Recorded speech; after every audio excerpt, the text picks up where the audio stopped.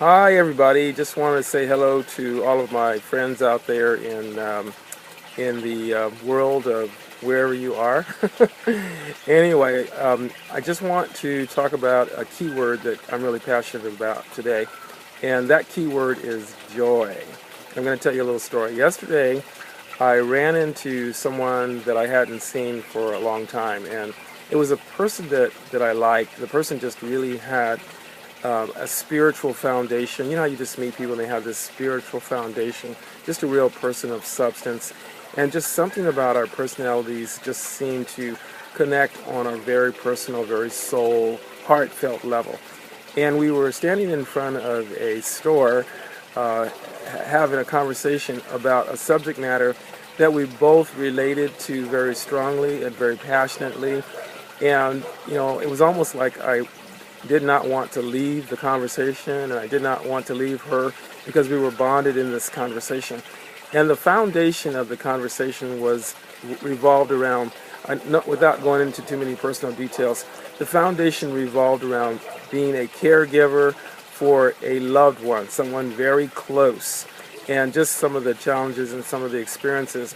And I was just amazed at how, you know, just sharing our experiences, I felt so bonded with this particular person, and I began to project a lot of my experiences into their experience, whether or not it had any relationship. I just felt a sense of connection.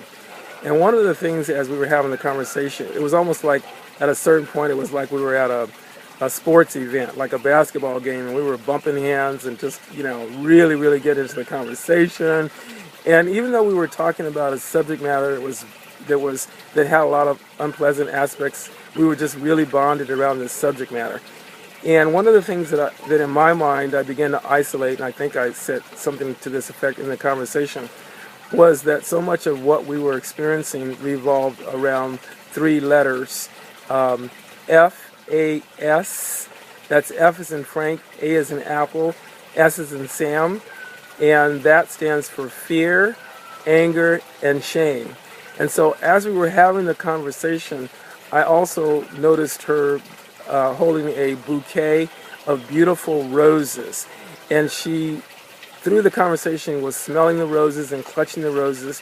And there was a connection of joy that we both felt in looking at the roses. And she talked about how someone in the store just gave her this bouquet of roses and just how much joy she felt on receiving the roses, and that she was taking a day off from being from the caregiver role. And we both began, you know, to bond around these roses, and it just really was a strong message, because I think a lot of us are just not stopping to smell the roses, and a lot of us are not thinking about the message of the rose. We're so caught up in maybe things that we've lost materially, or experiences that we're experiencing that are based around fear, anger, and shame, and we're not shifting our focus to J-O-Y, joy, and just simply focusing on something as beautiful and as simple and as awesome and as consistent as the gift of the rose.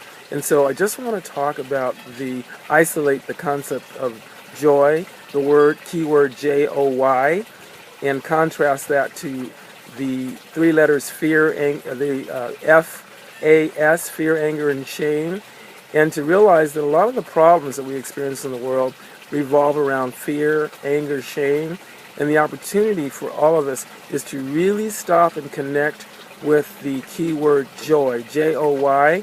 And we might just be driving down the street, we might just be walking, we might just be maybe looking through a magazine, and we just may notice a rose. And if we can just stop and use the rose as a metaphor for joy, as a metaphor for opportunity, as a metaphor to just break through of whatever negative energy we're feeling right now, and realizing that the opportunity for all of us is the gift of the rose, the message of the rose, the voice of the rose, which is joy.